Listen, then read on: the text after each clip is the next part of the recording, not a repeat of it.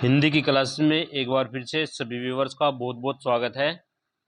हमने यहाँ पर हिंदी के कुछ चैप्टरों को आपके साथ में डिस्कशन कर चुके हैं और आज जो हम आपके साथ में चैप्टर डिस्कशन करने जा रहे हैं उस चैप्टर का नाम है संज्ञा सर्वनाम। देखिए क्या नाम है, संज्ञा पूछेंगे, सर्वनाम, लिंग, क्रिया एवं विशेषण के भेदों को हम यहाँ पर आपके साथ में डिस्कशन करेंगे। और यह जो टॉपिक है सभी के सभी टॉपिक महत्वपूर्ण हैं और इन टॉपिकों से लगभग 5 से लेकर के 8 प्रश्न आपके एग्जाम में पूछे जाते हैं। तो प्यारे बच्चों, हम इन टॉपिकों को आपके साथ में विस्तृत रूप से अध्ययन करेंगे और बताएंगे कि किस प्रकार से इनसे प्रश्न आपके एग्जाम में पूछे जाते हैं। जितने भी एग्ज़ाम होंगे सभी एग्ज़ाम में जिन कम्पिटिटिव एग्ज़ाम में हिंदी पूछी जाएगी उन एग्जाम में इन टॉपिकों से संबंधित क्वेश्चन अधिक से अधिक क्वेश्चन पूछे जाते हैं। तो वीडियो को पूरा देखें। केवल एक ही वीडियो में, ये जो वीडियो एक है, इस एक ही वीडियो में सभी के सभी जितने टॉपिक हैं, 3-4 टॉपिक जितने भी हैं, इन चारों के चारों टॉपिकों को यहाँ पर कवर अप कर लिया जाएगा। इसके बाद किसी और वीडियो को आपको देखने की आवश्यकता नहीं होगी। तो आइए प्रारंभ करते हैं। सबसे पहले क्या दिया गया, संज्ञा। संज्ञा किसको कहते हैं, संज्ञा किसे कहते हैं? देखिए किसी भी व्यक्ति, कोई व्यक्ति होगा, जैसे कोई व्यक्ति होगा, कोई भी हो, चाहे उसमें जैसे रचना होगी, अर्चना हो गया, सचिन हो गया, मोनू हो गया, राजन हो गया, सभी क्या हो गए, व्यक्ति हो गए। ठीक है। वस्तु होगी, जैसे कोई वस्तु होगी, या स्थान हो गया, या फिर स्थिति होगी, फिर गुण हो गए, या फिर भाव। क्या क्या चीज होगी, व्यक्ति, वस्तु, स्थान, गुण अथवा भाव के बोध कराने वाले शब्द क्या कहलाते हैं, संज्ञा कहलाते हैं। यानी किसी व्यक्ति का बोध कराए, या फिर वस्तु का कराए, या फिर स्थान का कराए, या फिर स्थिति का कराए, या फिर गुण का कराए, तो इनको क्या कहेंगे, हम संज्ञा कहते हैं। एग्जाम्पल के लिए, जैसे अर्चना का घर इंदौर में है। अर्चना का घर कहाँ पर है, इंदौर में है।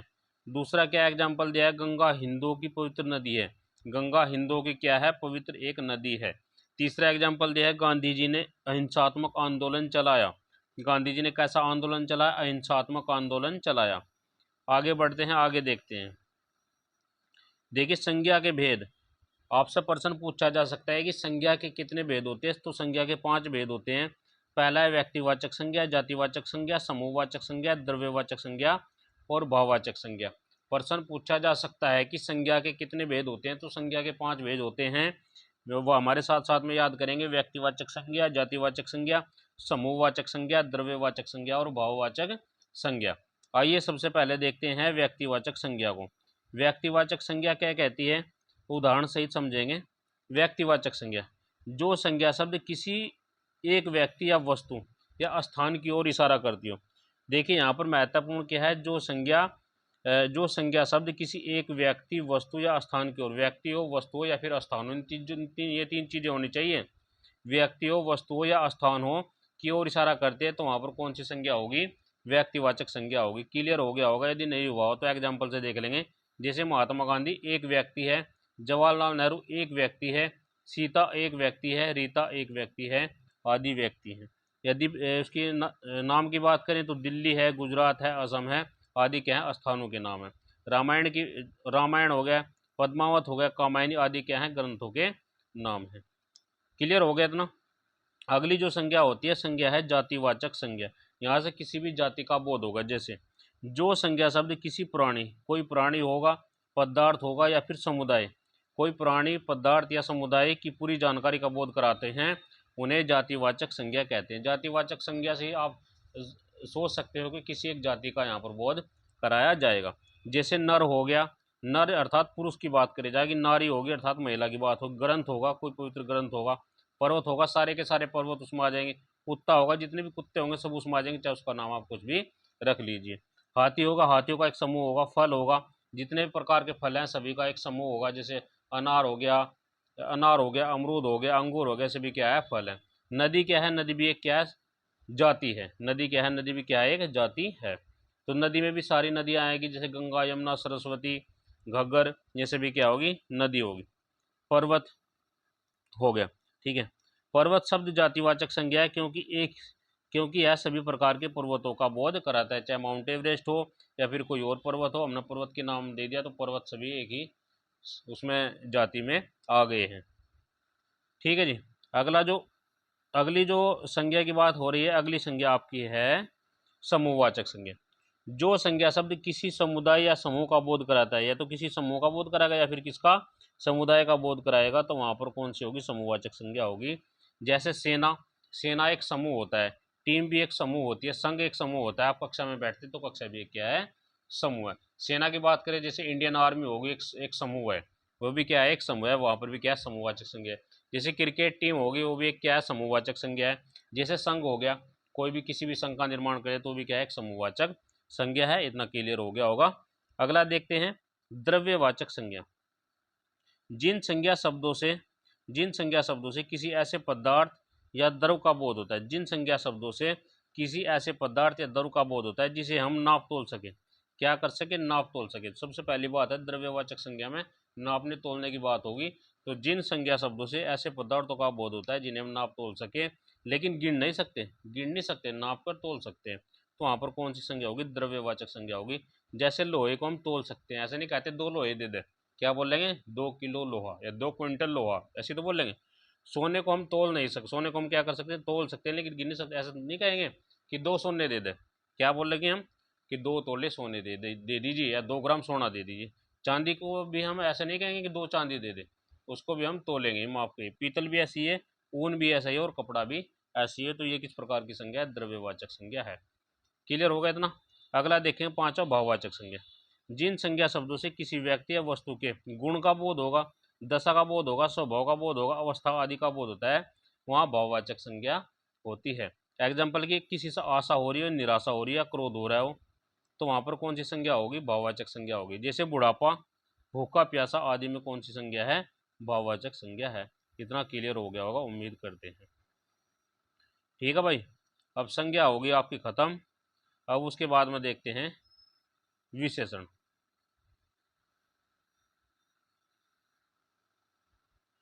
अब क्या देखते हैं उसके बाद, विशेषण। विशेषण किसे कहते हैं, सबसे पहली बात तो यही है, विशेषण जो शब्द संज्ञा या सर्वनाम की विशेषता का बोध कराते हो, संज्ञा हो या फिर सर्वनाम हो, दोनों की विशेषता का बोध कराने वाले शब्द को क्या कहेंगे, विशेषण कहेंगे। जैसे घोड़ा कैसा है, घोड़ा, घोड़ा क्या है, घोड़ा एक संज्ञा है। उसने कहा घोड़े की विशेषता बता दी, घोड़ा किस प्रकार का है, काला है, तो काला क्या हो गया, एक विशेषण हो गया। उसने कहा फल, फल क्या है, फल भी एक संज्ञा है, और फल की उसने विशेषता बता दी, फल कैसा है, मीठा है या फिर खट्टा है, तो ये फल क्या हो गया, तो मीठा क्या हो गया, एक विशेषण हो गया। सेब कितने, 10 हैं, 10 सेब हैं। चीनी कितनी है, 2 किलो है। लड़का कैसा है, गोरा है। ठीक है, इन शब्दों में काला, मीठा, 10, 2 किलो व गोरा शब्द विशेषण है। विशेषण के भेद, भाई विशेषण के 4 भेद है, महत्वपूर्ण है। विशेषण के कितने भेद होते हैं, 4 भेद होते हैं। आपसे पूछा जा सकता है, संज्ञा के 5 भेद हुए, संज्ञा के 5 भेद हुए हैं और विशेषण के 4 भेद होते हैं। ठीक है भाई, अब सबसे पहला आता है गुणवाचक विशेषण। देखिए, गुणवाचक विशेषण, परिमाणवाचक विशेषण, संख्यावाचक विशेषण और सार्वनामिक विशेषण। सबसे पहला हम यहाँ पर गुणवाचक विशेषण के बारे में आपसे विस्तृत रूप से चर्चा करेंगे। गुणवाचक विशेषण क्या कहलाता है, गुणवाचक विशेषण जिन शब्दों के द्वारा संज्ञा के गुण अथवा दोष का बोध किया जाए, जिन शब्दों के द्वारा संज्ञा के गुण अथवा दोष का बोध हो, उसे गुणवाचक विशेषण कहते हैं। जिन शब्दों के द्वारा संज्ञा के गुण का बोध होगा या दोष का, देखिए 2 चीज महत्वपूर्ण है, गुण और दोष का बोध होना है, तो वहां पर गुणवाचक विशेषण होगा। और गुण और दोष का बोध कहाँ पर होगा, गुण का बोध कहाँ पर होगा, जहां पर व्यक्ति ईमानदार होगा, परिश्रमी होगा, मिलनसार होगा, बुद्धिमान होगा, पवित्र होगा, पापी, दुष्ट, चतुर या अयोग्य होगा, तो वहां पर गुण की बात की जाएगी। दशा की बात कहाँ पर की जाएगी, जहां पर व्यक्ति रोगी होगा या निरोगी होगा, मोटा होगा या पतला होगा, धनवान होगा या फिर स्वस्थ होगा, या कमजोर होगा या फिर बलिष्ठ होगा, तो वहां पर दशा की बात की जाएगी। ठीक है, स्थान के बाद में क्या करेंगे, स्थान जैसे जापानी, चीनी, भारतीय, मैदानी या पहाड़ी स्थान के रूप में, उसकी गुण की बात कर रहे हैं। रंग के रूप में जैसे काली, पीली, गुलाबी, चमकीली, गेहूं। आकार के रूप में छोटा हो गया, नाटा हो गया, आयताकार, पतला, चौड़ा या फिर छोटा। स्वाद के रूप में फीका, तीखा, सुगंधित, गंधहीन और खट्टा। ये किस प्रकार के उदाहरण हो गए, गुणवाचक विशेषण हो गया, अर्थात उसके गुण को प्रदर्शित करते हैं। गुण को प्रदर्शित करने वाले कितने कारक हैं, गुण हो गया, पहला गुण हो गया, देखिए यहाँ पर कितने कारक हैं, गुण हो गया, दशा हो गया, स्थान हो गया, रूप हो गया, आकार हो गया और स्वाद हो गया। ये गुणवाचक विशेषण को प्रदर्शित करने वाले कारक हैं। अगला देखते हैं परिमाणवाचक विशेषण। परिमाणवाचक विशेषण की क्या विशेषता है, जिन संज्ञा शब्दों से किसी संज्ञा सर्वनाम की मात्रा या परिमाण का की जानकारी, उसे क्या कहते हैं, परिमाणवाचक विशेषण कहते हैं। जैसे 5 लीटर, 2 किलो, बहुत सी या थोड़ी सी। समझ रहे हैं ना, यानी कि वहाँ पर परिमाण की बात होगी। जैसे 5 किलो सेब दो, तो यहाँ पर 5 किलो क्या है, परिमाणवाचक है। बहुत सारे लोग हमारे घर आए, कितने लोग आए, बहुत सारे आए थे भाई, तो यहाँ पर क्या होगा, परिमाणवाचक हो गया। मैं ज़्यादा मीठा नहीं खा सकता, तो यहाँ पर ज़्यादा क्या हो गया, परिमाणवाचक हो गया, इनके कम मीठा खा लूँगा, ज़्यादा नहीं खा सकता। अगला देखेंगे, अगला विशेषण क्या है, अगला विशेषण है संख्यावाचक विशेषण। जिन विशेषण शब्दों से संज्ञा या सर्वनाम की संख्या का बोध होता है, देखिए महत्वपूर्ण है, संज्ञा या सर्वनाम की, संज्ञा हो या फिर सर्वनाम की संख्या का बोध होता है, तो वहां पर क्या होगा, संख्यावाचक विशेषण होता है।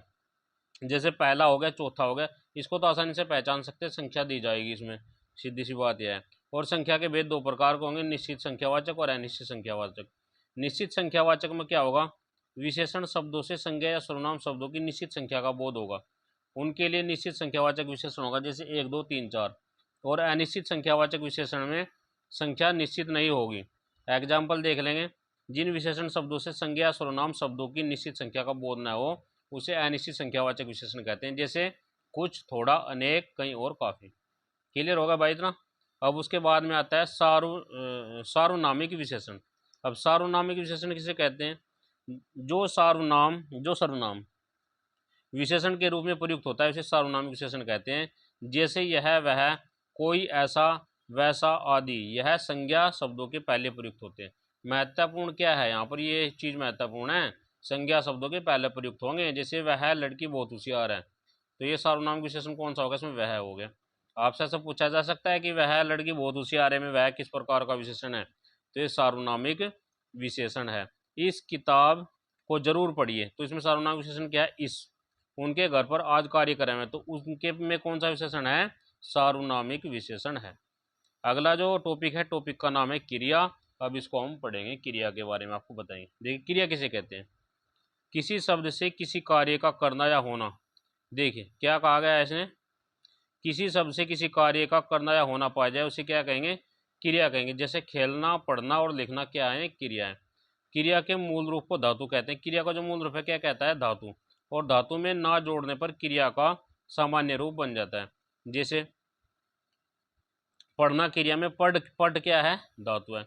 इस प्रकार पट धातु में ना जोड़ने से क्रिया बन जाएगी। रचना की दृष्टि से क्रिया कितने प्रकार की होती है, क्रिया दो प्रकार की होती है, पहली अकर्मक क्रिया और दूसरी सकर्मक क्रिया। अकर्मक क्रिया किसे कहते हैं, जिस क्रिया के साथ कर्म की आवश्यकता नहीं होती, यानी कि जो क्रिया करोगे ना आप अकर्मक क्रिया, इसके साथ में कर्म की आवश्यकता नहीं होती। जैसे मोहन खाता है, मोहन क्या करता है, खाता है, कर्म की आवश्यकता नहीं हो रही यहाँ पर। और सकर्मक क्रिया क्या होगी, जिस क्रिया के साथ कर्म की आवश्यकता पड़ती है। जैसे मोहन फल खाता है, देखो उसने कहा कि मोहन खाता है, यानी कि यहाँ पर क्रिया की आवश्यकता, यहाँ पर कर्म की आवश्यकता नहीं हो रही, लेकिन मोहन खा तो रहा है, मोहन खाता है लेकिन काम नहीं कर रहा है। उसने कह दिया मोहन खाता है, बस हमें पता है कि मोहन खाता है। लेकिन जैसे उसने कहा कि मोहन फल खाता है, तो यहाँ पर क्या होगी, सकर्मक क्रिया होगी। सकर्मक क्रिया की पहचान कैसे करेंगे, इसको भी हम आपको बताने जा रहे हैं। पहला देखेंगे, दोनों क्रियाओं में क्या किसे किसको, दोनों क्रियाओं में क्या किसे किसको लगाकर यदि उत्तर प्राप्त होता है, दोनों क्रियाओं में क्या किसे किसको लगाकर यदि उत्तर प्राप्त होता है, तो वहां पर सकर्मक क्रिया होगी। यदि उत्तर प्राप्त नहीं होगा तो अकर्मक क्रिया होगी। समझ रहे हैं ना आप, यदि नहीं समझे तो उदाहरण से देख लेंगे। मोहन फल खाता है, मोहन क्या खाता है, फल। यदि यहाँ पर केवल हो जाता मोहन खाता है तो अकर्मक क्रिया हो जाती है। उसने कहा मोहन फल खाता है, तो हमने कहा कि क्या लगाना है, क्या मोहन क्या खाता है, फल, तो यहाँ पर क्रिया कौन सी होगी, सकर्मक क्रिया होगी। ठीक है, मोहन खाता है, मोहन क्या खाता है, उत्तर नहीं मिला तो अकर्मक क्रिया हो गई है। एग्जाम्पल देख लेंगे, क्रिया के भेद, क्रिया के भेद देख लेंगे। पहली क्या है, संयुक्त क्रिया।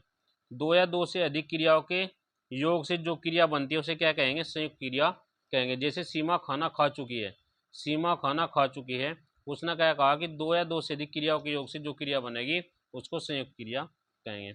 नाम धातु क्रिया, दूसरी क्रिया कौन सी है, नाम धातु क्रिया।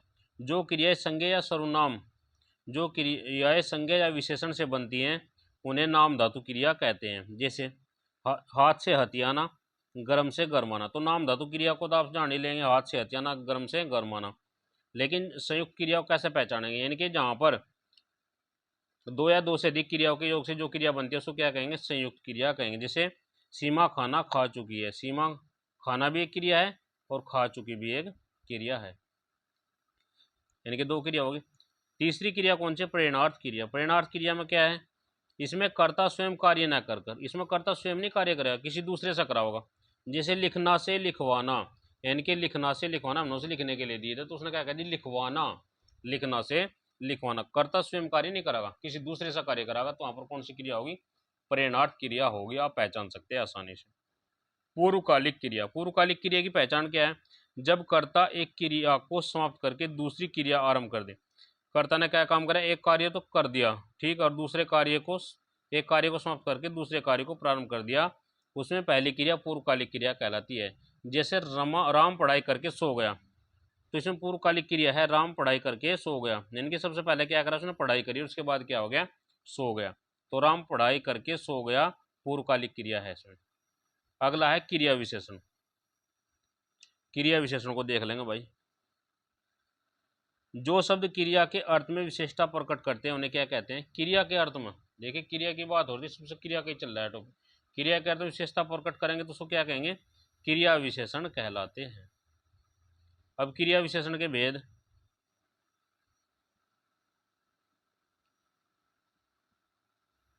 अर्थ के आधार पर क्रिया विशेषण के भेद। क्रिया विशेषण के कितने भेद है भाई, 4 भेद हैं। पहला है स्थानवाचक, जिन शब्दों से क्रिया के स्थान का बोध होता है, जिन शब्दों से क्रिया के स्थान का बोध होता है उसको क्या कहेंगे, उसी को ही हम कहेंगे स्थानवाचक क्रिया विशेषण। एग्जाम्पल है वहाँ, जहाँ, तहाँ, ऊपर, नीचे आदि बार, ये क्या है, क्रिया विशेषण है स्थानवाचक। दूसरा परिणामवाचक, परिमाणवाचक, जिन शब्दों से किसी परिमाण का बोध होता है, जैसे बारी बारी, पूर्णतः, क्रमशः, जितना, थोड़ा, या दो दो, ये क्या है, परिमाणवाचक क्रिया विशेषण के उदाहरण है। कालवाचक, जिन संज्ञा शब्द से काल का बोध है, जैसे कल, परसों, तरसों, तो कभी नहीं, सदैव, तो इसको क्या कहेंगे, कालवाचक कहेंगे। दिशावाचक, जिनसे दिशा का बोध होगा। क्लियर होगा भाई इतना। अब अगला टॉपिक आपको दिखाते हैं हम सर्वनाम का। सर्वनाम के बारे में आपको बताते हैं। देखिए एक ही वीडियो में सारे के सारे टॉपिक कवर कर लेंगे, तो इसलिए आप हमारे साथ में बने रहें और इस वीडियो को पूरा देखें। अगला क्या है, सर्वनाम, संज्ञा के स्थान पर प्रयुक्त होने वाले। देखिए जो संज्ञा के स्थान पर प्रयुक्त होंगे उनको क्या कहेंगे, सर्वनाम कहेंगे। और संज्ञा किसे कहते हैं, किसी व्यक्ति, वस्तु अथवा स्थान के नाम क्या कहते हैं, संज्ञा कहते हैं। तो व्यक्ति के, वस्तु के और स्थान के नाम पर जो शब्द प्रयोग किए जाएंगे उनको क्या कहेंगे, सर्वनाम कहेंगे। एग्जाम्पल है मैं, तुम, यह, वह, उसके। सर्वनाम भाषा को सुंदर, सहज, सुविधाजनक बनाते हैं, क्योंकि भाषा में एक ही शब्द की बार बार आवृत्ति भाषा की सुंदरता को समाप्त कर देती है। जैसे हमने कहा कि मोहन खाना खाने गया, उसके बाद में कह दे कि मोहन खाना खाने गया, उसके बाद कह दे कि मोहन खाना खाकर आ गया। तो हम ऐसे भी तो कह सकें कि मोहन खाना खाने गया और वह खाना खाकर आ गया। तो जब वहाँ पर वह लगा दिया तो उससे क्या होगा, उसमें एक सुंदरता बढ़ गई। लेकिन यदि बार बार हम मोहन का इस्तेमाल करते तो उसकी सुंदरता समाप्त हो जाती, इसलिए वहाँ पर सर्वनाम का प्रयोग किया गया है। क्लियर हो गया, सर्वनाम समझ गए होंगे। जैसे कि गद्यांश में श्वेता के बारे में बात हो गई हो तो बार बार श्वेता का नाम लेना अटपटा लगेगा, इसलिए हम सर्वनाम का प्रयोग करते हैं। सर्वनाम के भेद कितने होते हैं, सर्वनाम के भाई 6 भेद होंगे। कितने भेद होंगे, 6 भेद होंगे, महत्वपूर्ण। सर्वनाम कितने प्रकार के होते हैं, 6 प्रकार के होते हैं। पहला है पुरुषवाचक सर्वनाम, निश्चयवाचक सर्वनाम, अनिश्चयवाचक सर्वनाम, संबंधवाचक सर्वनाम, प्रश्नवाचक सर्वनाम और निजवाचक सर्वनाम। सबसे पहला जो सर्वनाम है वह है पुरुषवाचक सर्वनाम। पुरुषवाचक सर्वनाम को आपके साथ में देखेंगे। पुरुषवाचक सर्वनाम वे सर्वनाम जो स्त्री या पुरुष के, वे सर्वनाम जो स्त्री के बदले या फिर पुरुष के बदले प्रयोग किए जाते हैं उन्हें क्या कहते हैं, पुरुषवाचक सर्वनाम कहते हैं। पुरुषवाचक सर्वनाम कितने प्रकार के होते हैं भाई, 3 प्रकार के होते हैं। पहला प्रथम पुरुष, वक्ता या लेखक जब स्वयं से संबंध रखने सर्वनाम का प्रयोग करता है। वक्ता या लेखक, या तो वक्ता होगा या फिर लेखक होगा, जब स्वयं से संबंध रखने के लिए सर्वनामों का प्रयोग करता है तो यह प्रथम पुरुष कहलाते हैं। जैसे हमारा, मैं, मेरा, हमने, मुझे, हम, यानी कि खुद के बारे में बात करी जाएगी तो सीधी सी बात है वहाँ प्रथम पुरुष होगा। क्लियर होगा। द्वितीय पुरुष, वक्ता द्वारा श्रोता के नाम के स्थान पर जिन का प्रयोग होता है उन्हें मध्यम पुरुष कहते हैं। जैसे तू, तुम, यानी कि तुम्हारे बारे में जब बात होगी द्वितीय पुरुष होगा, मेरे बारे में बात होगी तो प्रथम पुरुष होगा। क्लियर होगा। अब अन्य पुरुष, वक्ता या लेखक सुनने या पढ़ने वाले के अलावा जिन व्यक्तियों की, या तो सुनने वाला हो या फिर पढ़ने वाला हो, इनके अलावा जिनके बारे में बात करता है, अन्य व्यक्तियों के बारे में बात करता है, तो वहाँ पर क्या होगा, वहाँ पर अन्य पुरुष होगा। जैसे वे हो गए, वह हो गया, उसे हो गया, उन्हें हो गया। क्लियर होगा भाई इतना। अब आता है निश्चयवाचक सर्वनाम। निश्चयवाचक सर्वनाम को क्या कहेंगे हम, वे सर्वनाम जो किसी निश्चित घटना, व्यक्ति, वस्तु, व्यक्ति या कर्म के लिए प्रयुक्त है, निश्चयवाचक सर्वनाम कहलाते हैं। जैसे यह, वह, ये, वे, यह, वह, ये और वे, ये निश्चयवाचक सर्वनाम है। जैसे वह अच्छे लोग हैं, कैसे लोग हैं, वह अच्छे हैं, तो वह क्या है, अब निश्चयवाचक सर्वनाम है। ये सुकृत का घर है, ये सुकृत का घर है, तो ये क्या है, इसमें निश्चयवाचक सर्वनाम है। अगला है अनिश्चयवाचक सर्वनाम। वे सर्वनाम जो किसी निश्चित व्यक्ति या घटना का बोध नहीं कराते उन्हें अनिश्चयवाचक सर्वनाम कहलाते हैं। निश्चय में तो निश्चित होगा और अनिश्चय में अनिश्चित होगा। अनिश्चित चीज़ों को आपको पता होगा, जैसे कोई हो गया, किसी हो गया, ठीक है, या कुछ हो गया, तो वहाँ पर अनिश्चयवाचक सर्वनाम होगा। जैसे बाहर कोई है,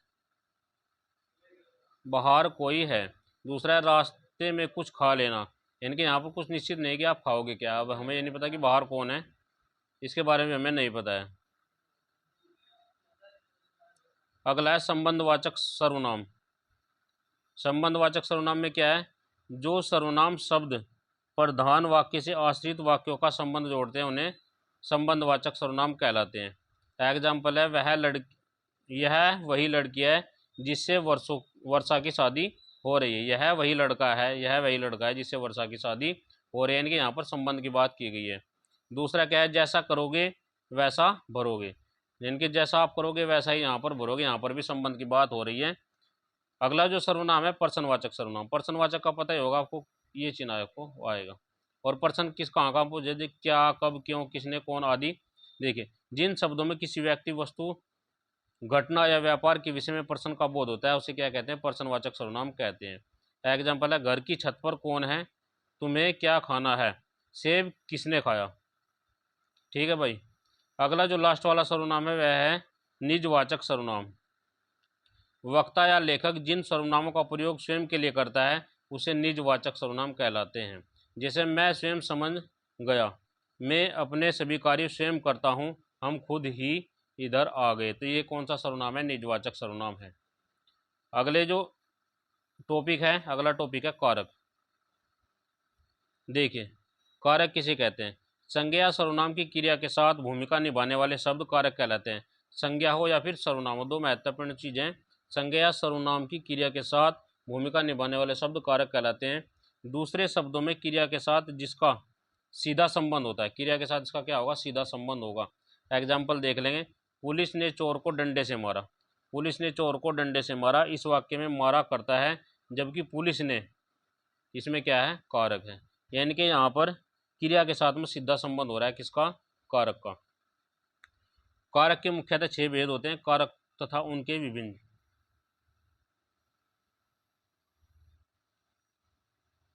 देखिए, मुख्य 6 भेद होते हैं। पहला क्या है, कर्ता कारक, कर्ता ने, विभक्ति क्या है, इसमें ने है। कर्म कारक की क्या है, विभक्ति को है। करण कारक की से, के द्वारा या के कारण है। संप्रदान का के या को, के लिए या को। अपदान किया से या पृथक होने के लिए। संबंध कारक की है का, की, के, रारी, रे या नी, ने। अधिकरण किया है में, पर, के, ऊपर, भीतर। संबोधन किया हे, अरे, ओहो।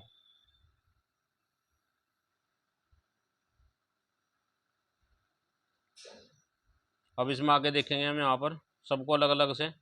सबसे पहला है कर्ता कारक। कर्ता कारक क्या होता है, कर्ता कारक है, कर्ता शब्द का अर्थ है क्रिया को करने वाला, बिना कर्ता के क्रिया संभव नहीं है। जैसे बच्चों ने किताबें ली, बच्चों ने किताबें ली तथा माताजी ने खाना खाया। दूसरा है कर्म कारक, क्रिया का प्रभाव जिस संज्ञा सर्वनाम पर पड़ता है। देखिए, क्रिया का प्रभाव जिस संज्ञा सर्वनाम पर पड़ता है उसे कर्म कारक कहते हैं। जैसे राम ने रावण को मारा, यहाँ कर्ता राम है और उसके मारने का फल रावण पर पड़ता है, अतः रावण कर्म है, यहाँ रावण के साथ कारक चिन्ह का प्रयोग होता है। तीसरा क्या है, करण कारक, संज्ञा सर्वनाम के जिस रूप के संयोग से क्रिया संपन्न होती है उसे करण कारक कहते हैं। जैसे हम दाल के साथ चावल खाते हैं, किसके साथ चावल खाते हैं, दाल के साथ। तथा मैं सजल के साथ किताबें भेज दूंगा। चौथा है संप्रदान कारक, जिसके लिए क्रिया की जाए या जिसे कुछ दिया जाए उसे संप्रदान कहते हैं। जैसे माँ ने बच्चे को खाना दिया। संप्रदान, संप्रदान क्या होगा, जिसके लिए क्रिया की जाए या जिसे कुछ दिया जाए उसे संप्रदान कहते हैं। जैसे माँ ने बच्चों को खाना दिया तथा प्रखर प्रज्ञा के लिए मिठाई लाया।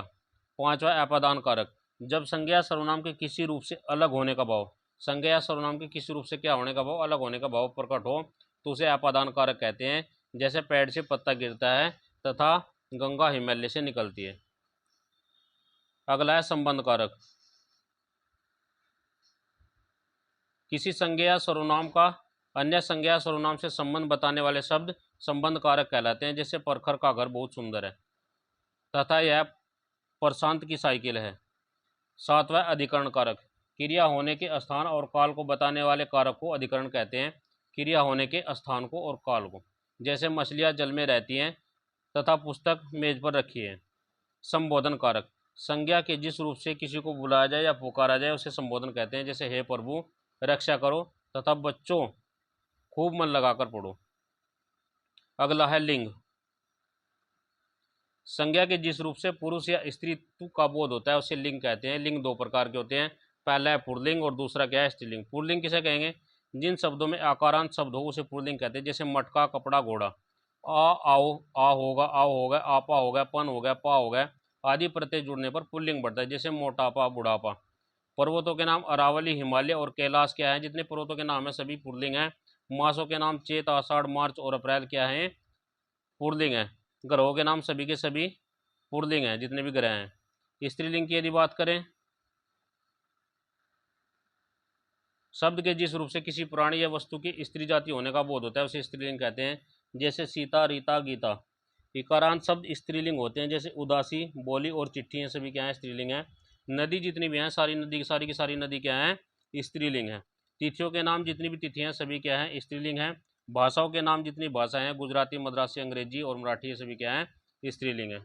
आई, ता, आवट। आई हो गया, ता हो गया, आवट आदि प्रत्यय लगाने वाली भाववाचक संज्ञा स्त्रीलिंग होती हैं। जैसे खटाई, मिठाई, लिखावट, निजता, चुंबन, चुभन, करती आदि। तो सभी व्यूअर्स का बहुत बहुत धन्यवाद। आज का टॉपिक कंप्लीट हो चुका है और वीडियो बहुत ही ज़्यादा महत्वपूर्ण है। तकरीबन 5 से 8 क्वेश्चन इस वीडियो से बनेंगे। कृपया करके इस वीडियो को 3-4 बार देख लेंगे तो इससे संबंधित कोई भी डाउट आपका नहीं रहेगा। और यदि हमारी वीडियो आपके लिए हेल्पफुल हो तो कृपया करके लाइक, शेयर, कमेंट करना ना भूलें और हमारे चैनल को सब्सक्राइब कर लें।